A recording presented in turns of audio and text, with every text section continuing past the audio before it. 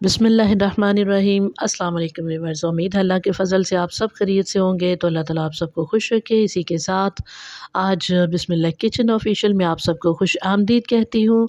तो आज मैं एक रेसिपी लेके आई हूँ जनाब चटनी की, और ये चटनी किसी नायाब नेमत से कम नहीं होगी आपके लिए इंशाल्लाह इंशाल्लाह। तो ये देखिए, सब्ज़ धनिया अच्छे से धोने के बाद इसको मैंने खुश्क कर लिया है और ये मैंने डाल दिया मिक्सी के जार में। तकरीबन ये सब्ज़ धनिया है 3 मुट्ठी भर के मैंने ये सब्ज़ धनिया लिया है, और 1 मुट्ठी के बराबर था पुदीना जो इसमें मैंने शामिल कर रखा था, और 2 सब्ज़ मिर्चें हैं, थोड़ा-सा हस्बे ज़रूरत इसमें नमक डाल दिया मैंने, 2 चुटकी के बराबर ज़ीरा हाथों से मैंने क्रश किया है, मसल के डाल दिया है। इसके अलावा चिली फ्लेक्स बिल्कुल थोड़े से डाले हैं, और जनाब इसमें एक जो ब्लैक होती है ना, ये इलायची होती है, मोटी इलायची, इसके मैंने निकाल दिए हैं, इसके दाने निकाल के तो वो इसमें शामिल करने हैं, यानी कि इसके बीज निकाल देने हैं मोटी इलायची के, तो वो इसमें डाल देने हैं। और ये है फ्रीज़ की हुई पेस्ट है, टमाटर पेस्ट, तो ये 2 टमाटर के बराबर ये मैंने इसमें शामिल कर दी है, और अदरक लहसुन की पेस्ट थी 1 चम्मच के बराबर, वो भी मैंने इसमें शामिल कर दी है। इनको मैं ग्राइंड कर लूँगी अच्छे से। और दूसरी तरफ मैं आपको दिखाऊँ कि ये अनारदाना है, मेरे पास मौजूद नहीं था, तो मैंने अभी से मँगवाया है दुकान से। और इसको इस तरह इसको धोने का तरीका ये है कि इसको पानी में डालना है और चम्मच से थोड़ा-सा इसको हिलाना है। जो ख़राब से दाने होंगे वो ऊपर आ जाएँगे, वो उनको निकाल देना है। और दूसरी बात ये है कि इसका छिलका जो होता है अनार का, वो खुश्क हो जाता है इसी के साथ ही, बीज के साथ ही, तो उसको निकालना ज़रूरी होता है। अगर वो किसी चीज़ में पकाने के दौरान चला जाए ना, तो कड़वापन पैदा हो जाता है उस खाने में, तो ये चटनी भी कड़वी-सी बन जाएगी।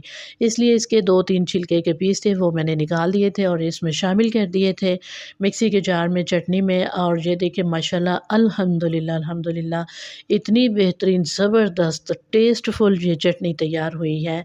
नमक आप बाद में भी जो है ना वो पूरा कर सकते हैं, पहले नमक कम ही रखेंगे।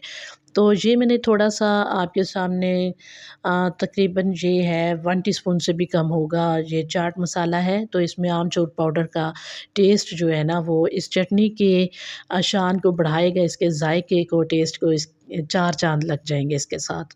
तो ये मैंने शामिल कर दिया, मिक्स कर दिया अच्छे से। और ये बोतल है जैम की, खाली हुई पड़ी थी, बड़े अच्छे से इसको धोने के बाद इसको बिल्कुल ड्राई किया है, इसको बिल्कुल खुश्क है ये बोतल। और अगर ज़्यादा देर की पड़ी हो तो फिर इसे गर्म पानी से लाज़मी आपने धोना है। अच्छा जी, तो फिर बिल्कुल खुश्क बोतल में ये चटनी डाल के, तो अगर ज़्यादा दिन चाहिए तो फ्रीज़र में इसको फ्रीज़ कर देंगे। जब ज़रूरत हुई तो 10 मिनट पहले निकालें, हस्ब ज़रूरत इस्तेमाल करें, फिर बाकी बोतल आप फ्रीज़र में रख दें। अगर आप 10 दिन निकालना चाहते हैं इस चटनी से, तो फिर आप इसे फ्रिज में ही पड़ा रहने दीजिए, उधर से ही निकालिए और इस्तेमाल कीजिए, बाकी फिर बंद करके उधर रख दीजिए फ्रिज में। अच्छा जी, तो ये जो चटनी है ना, ये आपके मैदे और जिगर की इस्लाह करेगी इंशाल्लाह। जिन लोगों को मैदे और जिगर का मसला है और भूख नहीं लगती, ये चटनी उनके लिए बहुत बड़ी नेमत है। तो इस चटनी को बारबेक्यू के साथ भी आप इस्तेमाल कर सकते हो, कबाब के साथ इस्तेमाल कर सकते हो, बर्गर में इसे लगा सकते हैं, और जनाब इसे दाल सब्ज़ी के साथ भी आप इसे इस्तेमाल कर सकते हैं। वैसे भी दही में थोड़ा-सा इसको शामिल करें इस चटनी को और फेंटें, तो बेहतरीन चटनी तैयार है। और इसके अलावा रायता बनाना है तो तब भी दही में डालें, और सैलेड डालें, जो भी मूली, गाजर, बंद गोभी वग़ैरह, टमाटर, खीरा वग़ैरह हो, शामिल कीजिए और इसको शामिल कीजिए, दही डालिए और बेहतरीन रायता तैयार है। तो ये मैंने आइस क्यूब ट्रे में डाल दिया, बाकी जो चटनी बची थी इसको मैं फ्रीज़र में रख दूँगी, और जब ज़रूरत हुई तो एक टिकिया इसमें से निकाली, एक क्यूब निकाला, तो फिर उसको दही में फेंट लें, शामिल कर लें, फेंट लें, या वैसे खाना है जैसे भी मर्ज़ी हो आपकी।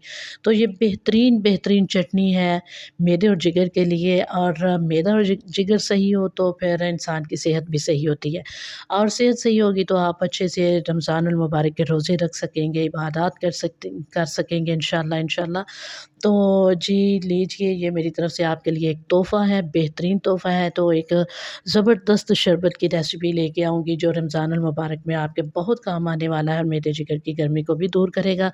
इसी के साथ मैं आपसे इजाज़त चाहूँगी। अल्लाह हाफ़िज़।